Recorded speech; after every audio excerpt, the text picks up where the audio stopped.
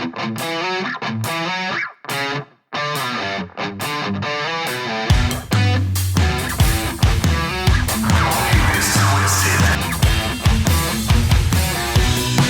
welcome to another show of Don't Get This Twisted. I am Rob, along with my co-host, as always, Tina. How you doing, Tina? Hey, Rob. How you doing? Oh, just peachy keen, you know, as always. Maybe actually for today's show, I have a little anxiety today. It's been a day. So you're in the right place. I'm in the right place to talk about all kinds of stuff. Today, we're going to talk about anxiety and depression, because I think it's a massive thing that's going on in this country. Obviously, with the last 2 years, I think if you didn't have it, you do. And if you had it, it just brought it out really, really a lot more. So I'll throw a couple of little stats here, because you know me, I always like to throw a little bit out in the very beginning. This is from ADAA.com. It's basically a web page on anxiety and depression.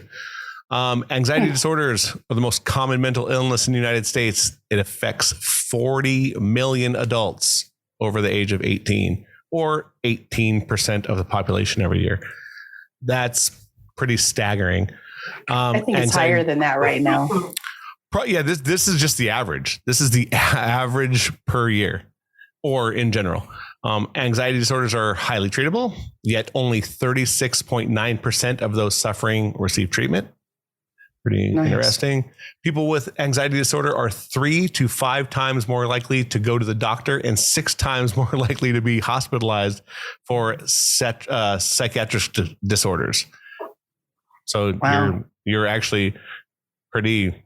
Yeah, I mean, you're going to go to the doctor, even if it's just for small shit, because you have anxiety. So anxiety disorders develop from a complex set of risk factors, including genetics, brain chemistry, personality, and life events. So going into that, I will let you introduce our guest.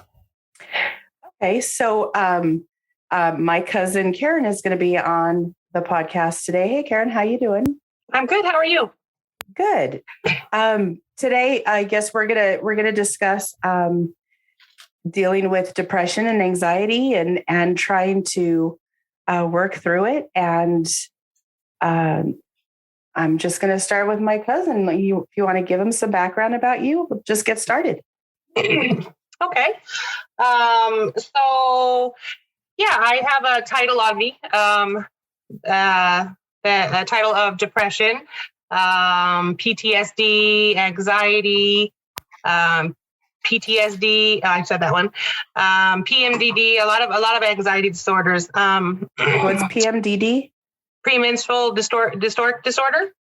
Okay. So around it's like really bad PMS. Gotcha.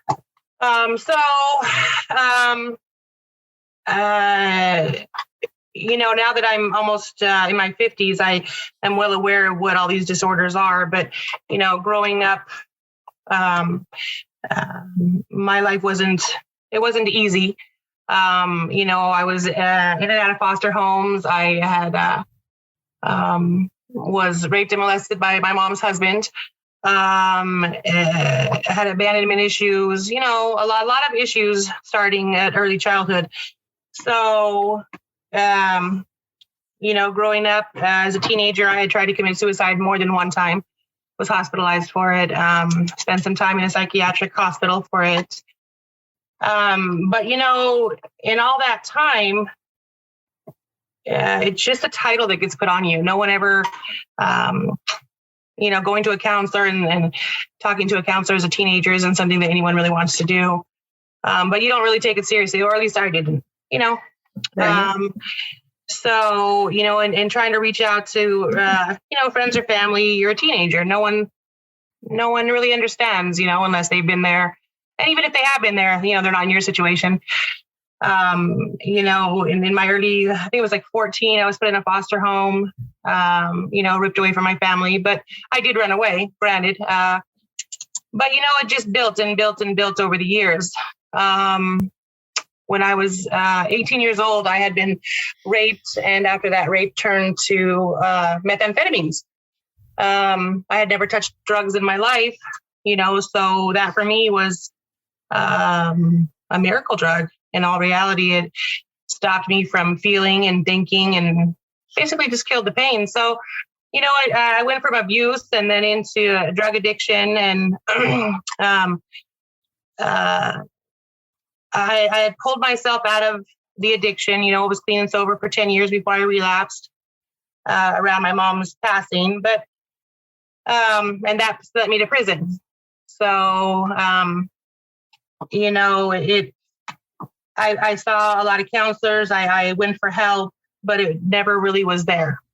No one could ever, there was just no help. I went to, a psychologist, and I went to psychiatrist, and all they want to do is give you pills. Take this pill, take this pill for your anxiety, take this pill for your depression, take this pill to sleep, take this pill. I was a basket case, so that I came to, after being clean and sober, relapsing. And it wasn't until that final relapse, when I did a little stint in prison, that I finally realized that I was on a path of self-destruction, and that I was the only one that could save myself, that could help myself. And so being in prison, for a couple of years, you have more than enough time to think. So, it was in prison that I dealt with my mom's passing. Me and my mom weren't on the best of terms for many years. But luckily I was there when she passed. So I had to really take a deep look at myself, at my parents. My dad wasn't in my life, but I knew my dad, was an addict as well. But I really had to take a look at myself and figure out what my triggers were. Once you go to prison, you don't really get the medications and stuff that you have on the outside to really help and treat yourself. Okay. Prison definitely doesn't have a good mental health regimen, for sure. So you go from taking all these pills and numbing yourself to going to prison and being with nothing. Mm-hmm. So I did a lot of counseling in prison. I took a lot of classes, a lot of self-help classes. I turned to exercise and yoga, meditation. And that was scary for me at first, because you're alone and you're in your own head. Right. And, your thoughts and your own thoughts and being in your own head, it can be a scary place, a very scary place. And if you sit long enough in the silence, things come up. True reality things come up, and they're pretty scary, especially things that you've done or have had done to you.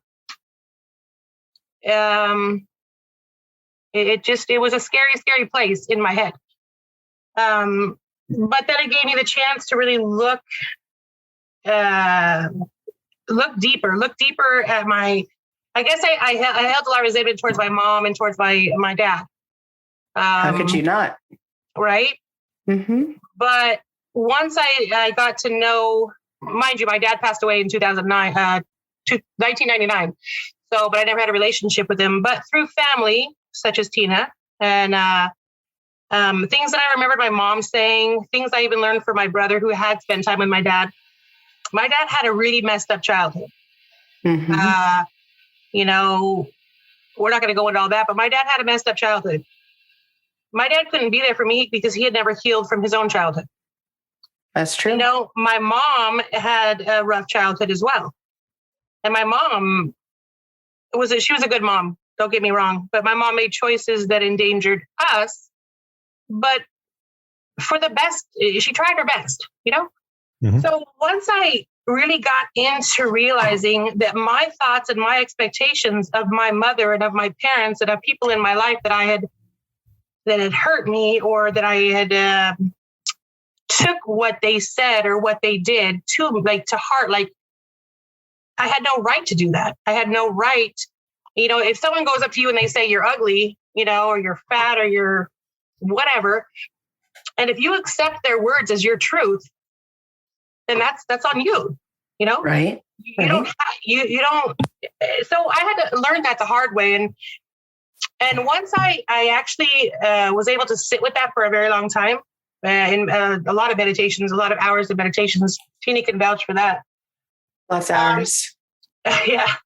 I was actually able to dig inside and actually forgive my abusers, forgive, my mother, my father, other people that I took their hurt and their pain as my own. It was hard to forgive them.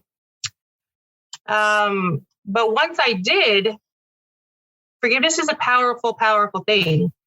And it wasn't until, my early 40s that I actually learned that forgiveness has nothing to do with the person. It has nothing to do with what they did or even letting it go. It has to do with you forgiving yourself for either taking on their abuse or allowing it, or however you want to see that. I'm not saying that, I allowed him to abuse me. I'm not saying that, but once you forgive him for who he is, or whoever it is, once I was able to forgive him for what he had done and the sickness of his own sickness, then I was able to let that hurt go. Right. And honestly, to this day, I don't hold on, to any of it, to any hurt in that aspect. So I've grown a lot. I'm not saying I don't have a lot to go, but I've grown a lot in that aspect, learning what my triggers are. That's a big thing as well, is with anxiety and depression, PTSD, there's triggers. Once you realize what that trigger is and you look it head on and you deal with that trigger and you dig so deep into yourself that you find those cells that are holding on to that memory that allows that trigger to trigger you, then you level up, you spiral up. So once that trigger comes around again, it's no longer a trigger. Right. So, I work on that every day. And just recently, I went into a bout. I'm not saying I still don't deal with depression and anxiety. Like I said, I have a lot of things to work on. But just this recently in January, I worked all through COVID, so our company never shut down. So I wasn't at home, sitting with myself. So just recently in January, I was let go of my job that I had been at it for almost 3 years. It wasn't a voluntary thing. I'm not going to go into it on this podcast, but it threw me for a loop. Yeah. It really threw me for a loop, financially, mentally, spiritually, physically. And so, since January, I'm lucky enough to have a very devoted partner to me that allows me to if I need to sit in the bed and just lay there for a day or two, she'll let me, as long as I don't sit too long. But I've had to go through a whole nother cycle in my life where I have to reinvent myself again. Right. So it's not something that I have never done. I've reinvented myself several times. But this time is it feels different. A lot of my anxiety and stress come from the workplace. I do construction. So it's not a low anxiety job with what I do. So right before COVID hit, I did graduate as an Ayurvedic practitioner, a holistic health practitioner. Me and my wife were going to start our clinic. And then, of course, COVID hit, so we had to shut it down. So I was right on the brisk of getting out of everything that I had known and moving into something different, which is anxiety itself, Mm-hmm. Absolutely. So I had to stay where I was. But then to just be kicked in the ass and pushed out the door like you're absolutely nobody brought back a lot of triggers, I guess. Feeling less than, feeling for me, I allowed myself to feel less than, not good enough. And that's something that I struggle with. So just recently, I've never been one to be on video or do TikToks or do anything like that because it just, I don't know, it scares the shit out of me. To just put I can talk, but just to put my face out there, I don't know. It just does something to me. So recently I have, my partner's been very supportive in my new venture, which is going into, basically it's going to be, my Ayurvedic and holistic healing and stuff like that. But we're also putting into it, I'm learning how to do affiliate marketing. And that's really taking off, something I've never, ever done in my life. But it's, I want to be independent, 100% independent, where the rug can't be pulled out from underneath of me. I worked very hard my whole life. I've been working since I was 14 years old. But it's always been making someone else millions, So, we're on this new venture. So I have to start over again. What I mean by that, to keep me out of the depression and anxiety, is there's certain things you have to do every day. You just have to do them in order to keep your mind clear. Right. Simple things like get up in the morning and take a shower. I'll go through my depression in 4 or 5 days. I won't shower, and I will get, I know it sounds disgusting, but I'm not doing. I know, but it's reality. It's the reality of depression and anxiety. You can't move. So there's simple things, like get up, take a shower. A simple thing, make the bed. You just make the bed. You're starting fresh. Exercise a little bit. I don't mean going out running a marathon or doing anything like that, but I have a bike right here in my living room. Sit on it while you're looking at the TV. Just sit on it and move the pedals. Yeah, mini goals. Go take the dog for a walk. There's certain herbal remedies that I take on a daily basis. Some tea, it's Tulsi tea. It's just an herb. It's a flowering, a plant. It's a very holy plant in Ayurveda. It's used to help clear the mind, clear all the mind channels. The mind chatter. It's used for anxiety, depression, stuff like that. Just simple things, and then also incorporating into it healthy foods. And I'm not saying, go out and change your whole diet, but for me, it's eating something, like fresh made from home, whether it's just a bowl of rice and vegetables or some oatmeal or something, along those lines of just something simple, because in all honesty, you can't get your mind right if your nutrition isn't right. You can't get your nutrition right if you're not exercising just a little bit. A couple steps here and there, or it's better than, doing nothing. But some days, it's, like I said, it's taken me for a loop. So, and I don't take medications. I don't, or as far as prescription drugs, I don't take anything like that. Have you had your vitamin D level checked? Yeah, I've had all that. That's the funny thing about it. I'm a little bit overweight, but my labs, my health is perfect.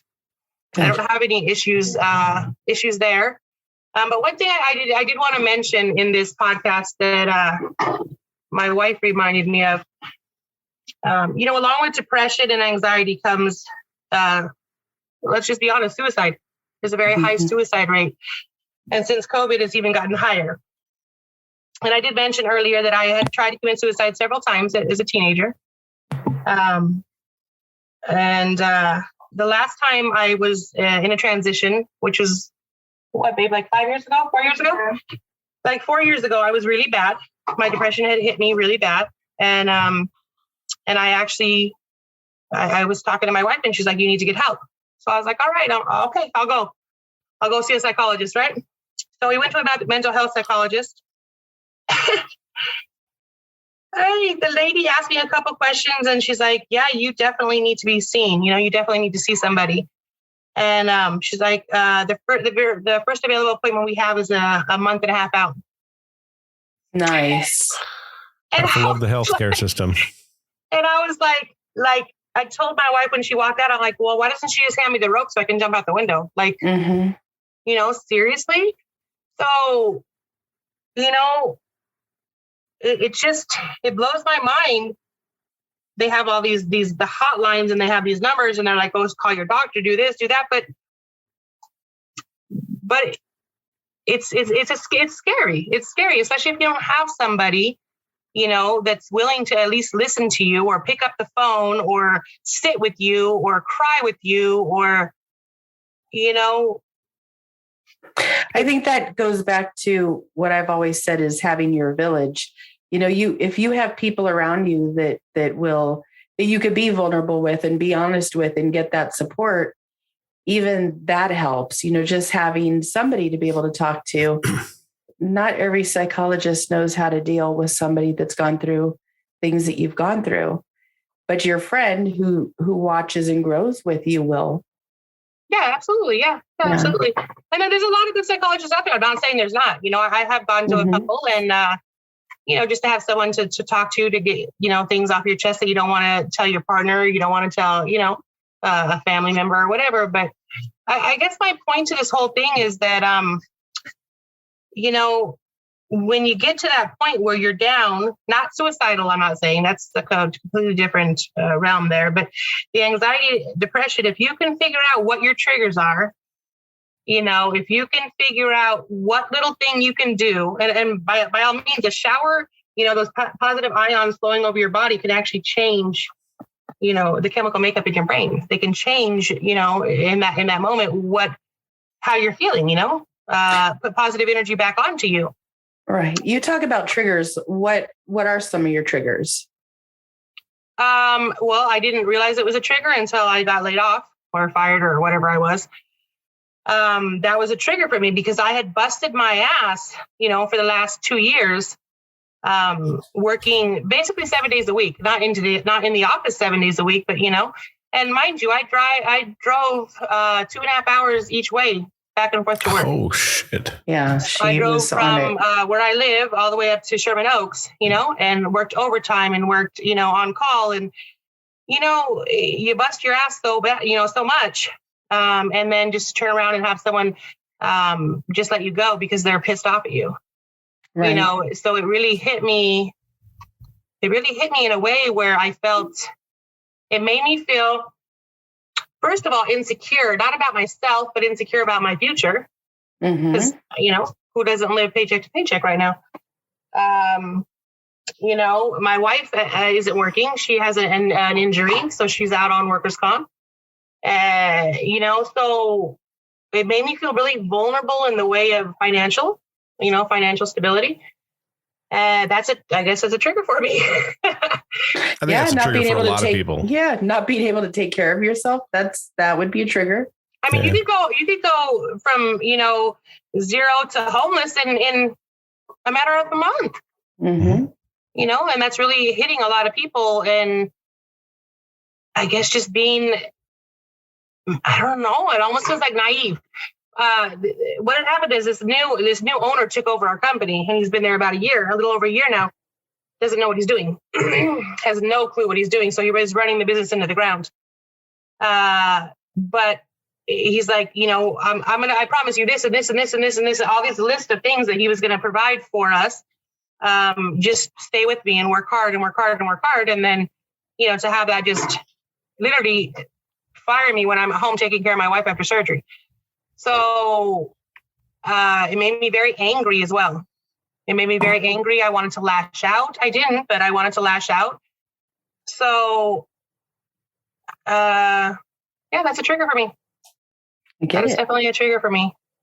It made me my self-worth, and I allowed it. That's my point, is I allowed my self-worth to go down, which I shouldn't have, but I'm still working on that, but that's, when I guess that's a trigger for me, I still have abandonment issues. I'm working through those, they come up every once in a while, when I feel, some kind of way, I guess. It affects my self-confidence. So, and then another thing is the triggers. I can't allow myself to sit in my head. Like I'm the best role player in my head. I can make a mini series in my head, but I need to stay in the reality of those are just your thoughts. So that's one of my biggest triggers. My biggest triggers are my own thoughts. I think that's the hardest part with everybody, though. It's so easy to get into your own head. And if you're an overthinker, I'm an overthinker. So I can make up every single scenario in my head of how things can go bad or good. And they'll either drag you down, drown you, or let you, rise up. But with depression, I think you find yourself sliding. It's like you said, like you lose your job and you start sliding to where you feel like it's out of control. And then if something else happens during that same time period, you feel like you're just sliding and sliding and sliding. And it's like you said, if you don't have anyone there to at least stop you from sliding, that's the bigger thing. It's like you need somebody there to go, look, it's going to be okay, but you're going to have to fight for it. Or you're going to have to do this. You're going to have to do that. That's, I think, the hardest part about depression. I had a roommate who, she was clinically depressed, and she could tell me sitting at the table, like, I have a bout of depression coming on, like literally. And I was like, okay, cool. And I could work around that, in life. And it was great because if she needed to come in my room and lay on the bed and just talk, that's what we did. Or if she just needed to come in, like she would come in my room, my door was always open. She would come in my room, lay on the bed and go to sleep. She just didn't want to be alone. It's comfort. Yeah, comfort. It was an escape. So it was great. So, but a lot of people aren't like that. A lot of people don't. Yeah, they don't have that. Or another run is they've been on, been this way for so long that it just wears people out, especially, people that are on addicts. You give to them so much, you give and give and give. But one thing with addicts, because I'm a recovering addict myself. Until you're ready to get figured out yourself, there's really not much. There's not much people can do And one thing on that is I deal with this with a lot of people that I know. Until you're ready, until you can see your part of what's going on, you can't fix it. And so many people are stuck in their mindset of poor me, or all this stuff happened to me, and that's why I am the way I am. And I understand that because I used to be like that. A friend of mine told me one time, you are addicted to being depressed. And I got so angry and I got so pissed off. And I was like, you don't know. But you know what? She was right. Because I had started at the youngest I can remember is 4 years old. I could remember back to 4 years old of all this stuff that happened. And I didn't know any of the positive feeling. I didn't know any feeling but this dread, because that's what I was brought up with. So until you realize that you can change your thoughts and you can change how you feel, there's really not much moving forward until you understand that. That's true. But I think that a lot of time there's so much weight on a person's shoulders that I don't know if they're necessarily addicted to being depressed, but it's got to be hard to walk around with that for as long as I've seen people do it. So I don't know if you were addicted to it or if you... But Karen, you had a lot. I did, but you had a lot. Yeah, I did. But at the same time, I had a choice whether to keep it or to get rid of it. Right. So when you choose to keep that baggage and mull it over day after day after day after day, it's a choice. But it took me a long time to realize it was a choice hey, I don't have to hold on to this guilt. What the hell? Why am I carrying this shit around? It's not mine to carry. Mm-hmm. And, so maybe addicted isn't the right word, but it's a choice to keep that baggage or to let that baggage go. You can't expect to get more abundance in your life if you have stagnant shit that's still sitting there that you haven't got rid of yet. That's true. So I guess that's kind of where I'm at. So it's a daily struggle, and when you're asking me about my triggers, one trigger that I have is, well, I don't know if it's a trigger, but I have PMDD. I've been diagnosed with that for quite a long time. So when my cycle's coming, like a week before, I'm like anxious and I'm depressed and I'm sore and I'm like angry. And then I'm like, oh, wait a minute. Oh, okay. I'm going to start my cycle. So then I'm like, okay, there is nothing wrong. Okay. I just have to get through this. So once I'm like, okay, I'll get through it. Then I don't allow it to trigger me because I know it's coming. Does that make sense? That makes sense. Yeah, it does make sense. If you know what you're, and if you know what you're feeling, you know where to start. Right. You know what I mean? Or you know if it's real or not. Like, should I be scared? Do I need to be mad? Do I need to be anxious? No, there's nothing to be anxious about. So, knowing yourself and knowing your body, you have to really get in touch with your body to know what it's telling you. I would agree with that. Would agree. I think I often wonder like how much depression runs in our family because the level of addiction in it is so high. But looking back in my life, I've always felt like I've had a low level of depression, and it just kind of stayed with me. Like it was part of who I was or part of my personality or whatever. And I've known in times in my life where it doesn't take very much for it to go high. You know what I mean? Because I think I'm already at a low level. But you definitely have to work every day at being happy, finding the blessings, finding the joy in life, and trying to get through things that, they're not easy to get through. But if you look for I have a sixth sense of humor, so when things get really heavy for me, the worst of the worst of the worst stories come out of my mouth, or the things I want to say, come out. But I find that just having that sense of humor has stopped me from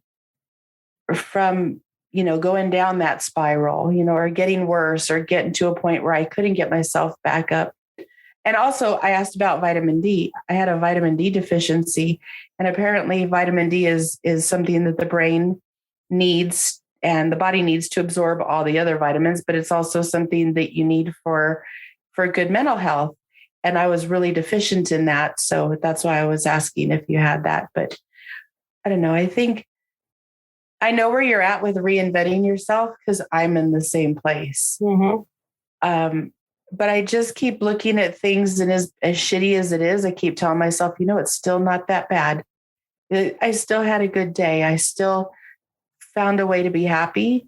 And I think that too, like trying to it's still not that bad. I've been through worse, so it kind of, for me, it just kind of calms things down a little bit or takes the edge off. But yeah, I definitely think our whole family, not our whole family, but a good majority of our family have these types of issues. And I think we're just living with them. I think our generation is starting to change, and they're starting to get past them, but it's a slow process, especially when you don't even know where to start. And for you, where do you start? And which time is the start?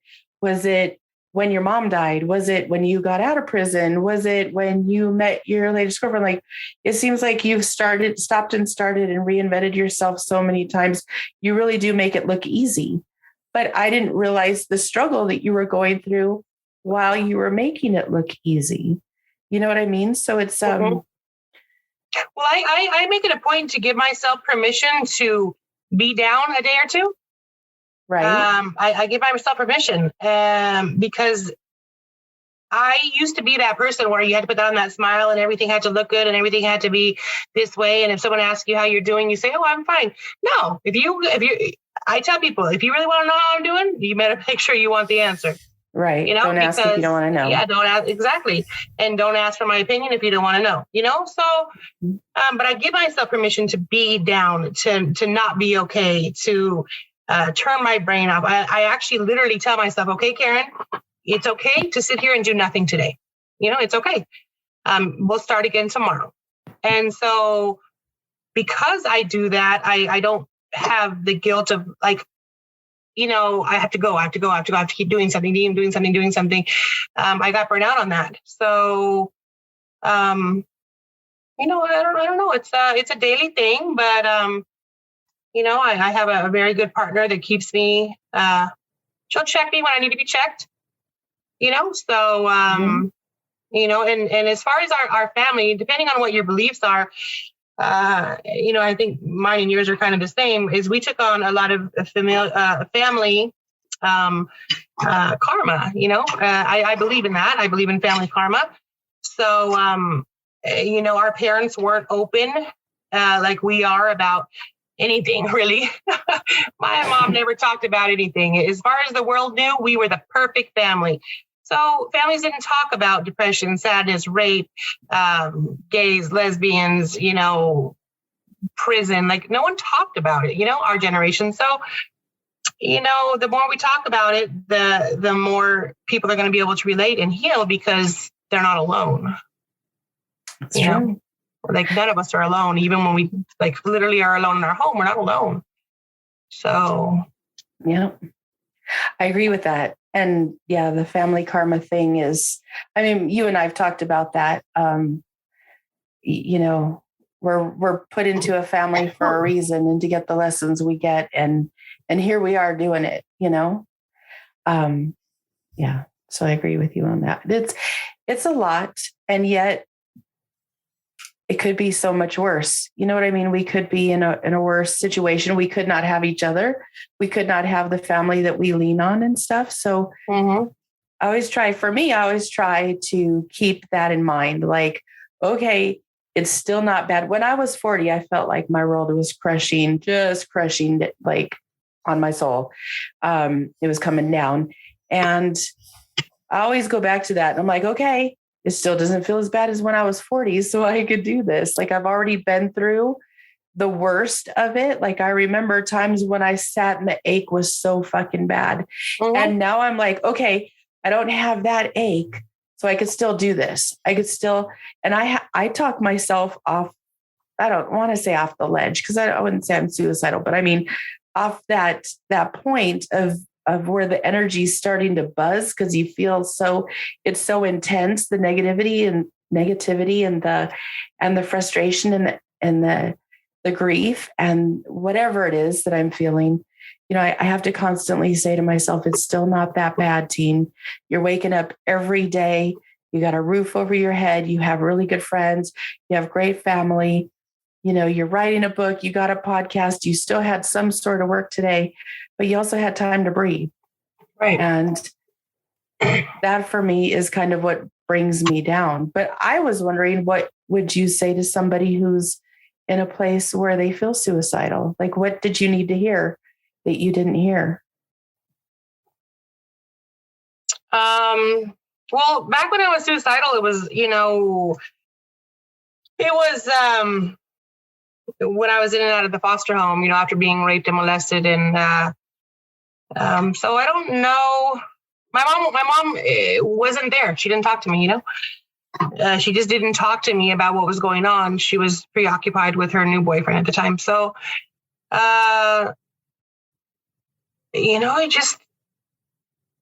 there's not any words specifically. They just need to get it out. They need to get out what they're feeling, and in any situation, whether someone is right or wrong, and who knows what right or wrong is, but people just want to be heard. They want to know that somebody heard what they felt and what they went through, even if it's not reality, even if it's just some mental shit in their head. They just, at that moment, no one has the right to tell them what they feel. So it's about being heard. So the people just want to be heard and they want to be felt, knowing that someone, understands them. And I think that's just the biggest thing is you just, whatever, if someone's suicidal, they just need someone to talk to or listen, not even advice. You don't need to give them advice. You just need to listen. Let them get it out. So they know that out of the 7 billion people, somebody on this earth heard them. Yeah. I think that's it. Just no advice. No, let's try this. No, just listen. A lot of times they'll figure it out themselves,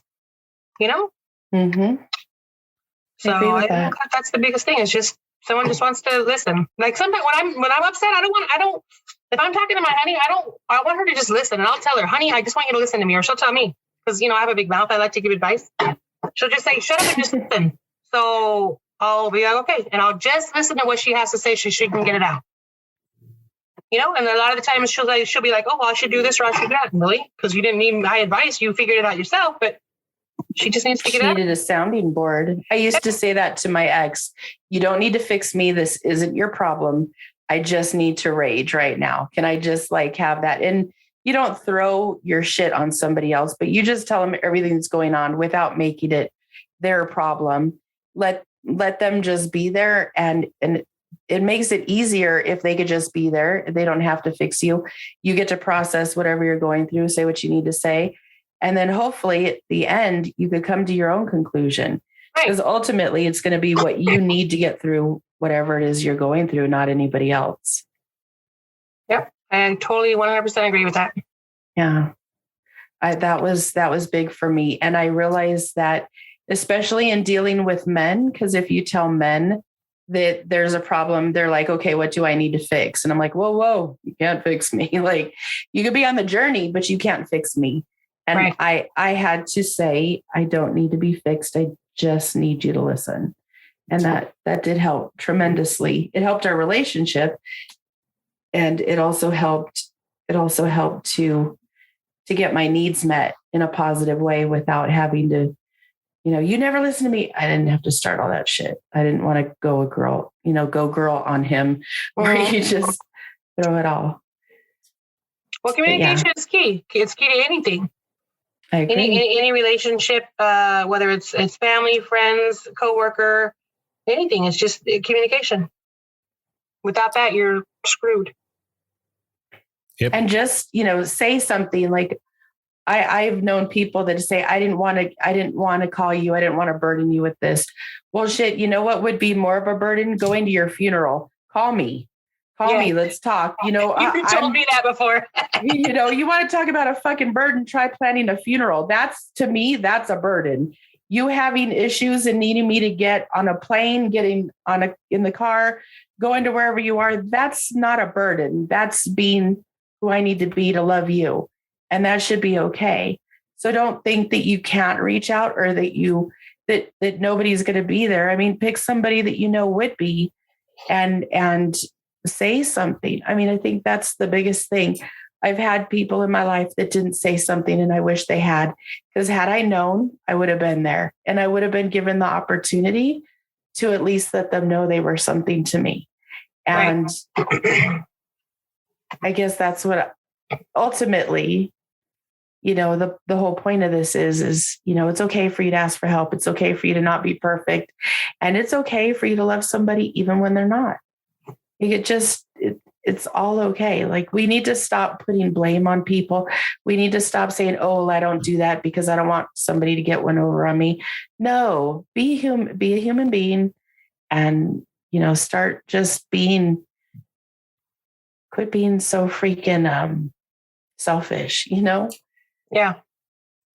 Yeah, I think that's the bigger thing too, is that if you're the person who's getting the call, if you can't help them, find them help. Mm-hmm. Right. Mm-hmm. Sometimes maybe they're asking you to listen to see if you can't find the person to help them, because sometimes we can't help.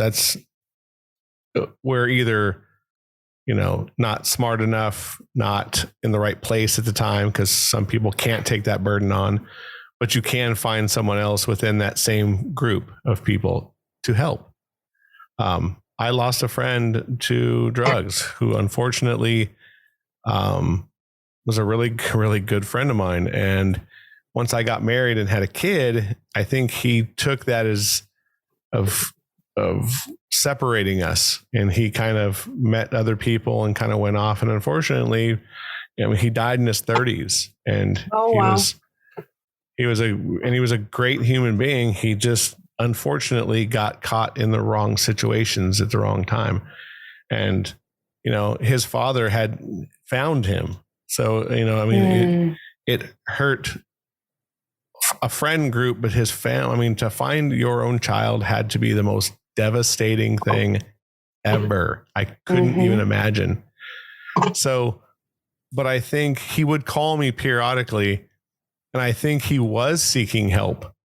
And I tried several times to help him, like you said, but the mirror didn't get him. He wasn't ready for help as much as we all wanted to help him. And it's unfortunate, but I think like you're saying, it's you have to find your own mental space as well.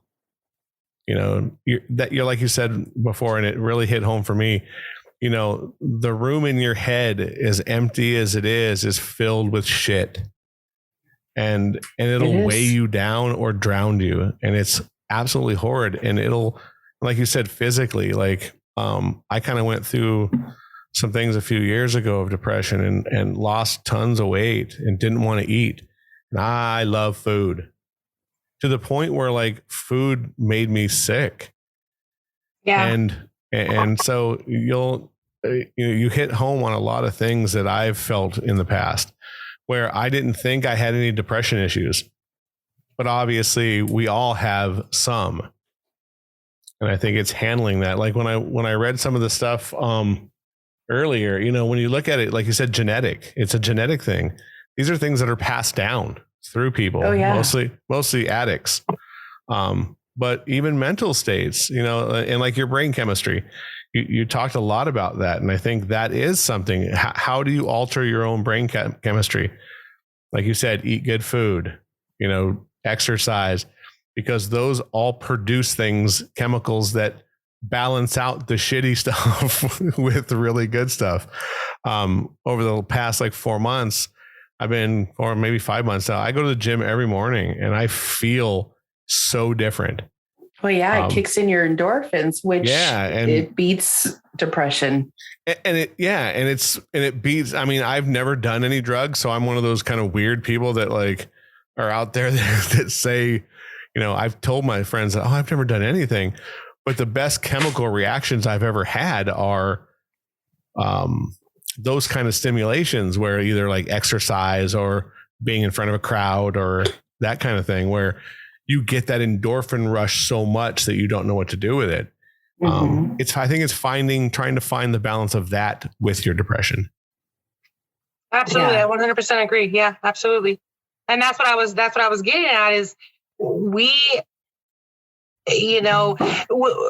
people say they do something, they're like, well, I'm only human, but they're taking that in the context where we're human. Do you understand the capabilities that we have to heal ourselves, to do and be anything that you want, anything, at all. That's a gift to be human. So it's in my mindset that at 100% you can completely heal yourself, physically, mentally, spiritually, emotionally. That's the journey that I'm on. And that's also through my Ayurvedic practice. So when I know that I'm not eating right, I feel like crap. When I know that I'm not doing what I need to be doing, so then I have to bring myself back. 100%. You get, a funny thing that you're talking about addicts, not funny, but me and my wife were just talking about this today. You go to drug rehab for 30 days and, your insurance will only pay for that. But do you realize it takes 14 to 16 months for the chemicals in your brain to rebalance and in your body to rebalance? You get out of rehab, your serotonin levels are so depleted and so low that you don't even mentally function right. So no wonder so many people, get out of rehab and relapse or, go commit a crime to go, they just fall right back because they're chemically not right. So, by what you said, by exercise, eating right, meditating. And let me tell you something, meditation is not about silencing your mind. A lot of people think that, I can't silence my mind. I can't silence the monkeys. It's not about that. It's just about sitting in silence and watching. You can just watch the thoughts go. You don't have to interact with the thoughts. That's the whole difference. You just look at it like a movie. You're watching a movie in your head and you're not interacting with it. Just let the thoughts go. If you don't interact with the thoughts, then they don't create any chemical reactions in your body. They don't create any emotions. So, and breathing, just deep breathe. Just sit there and take a couple, 3, 4 deep breaths, count to 10. And believe it or not, that can change your mindset in 10 seconds. It can change your heart rate in 10 seconds. That for that anxiety, you're going from 0 to 100, 10 deep breaths, and you're back down to, normal heart rate. Mm-hmm. So it's a small reset. Yeah, absolutely. Absolutely. Or go hug a tree. Yeah. We're a computer. Sometimes you have to unplug it and plug it back in. Exactly. Yeah. And as I think, is complex as we are as humans, we are simple. And as simple as we are very complex. Yeah, I like that. You know what I mean? So Yep. it's this very big balance. So we're running close to the end here. Give me a final thought. What do you want to tell people out there that are listening in a very simple thing for tomorrow when people who wake up from hearing this, what's the first thing that you're going to say right now that should pop in their head? I know I'm putting you on the spot, but if I could just go, give me one. Right before you wake up and right when you wake up, before you put your feet on the bed, tell yourself 5 things that you're grateful for. So they say that sitting in gratitude, you cannot be depressed when you're sitting in gratitude. Exactly. Yeah. Set your intentions either the night before. Set your intentions, positive intentions for the day before.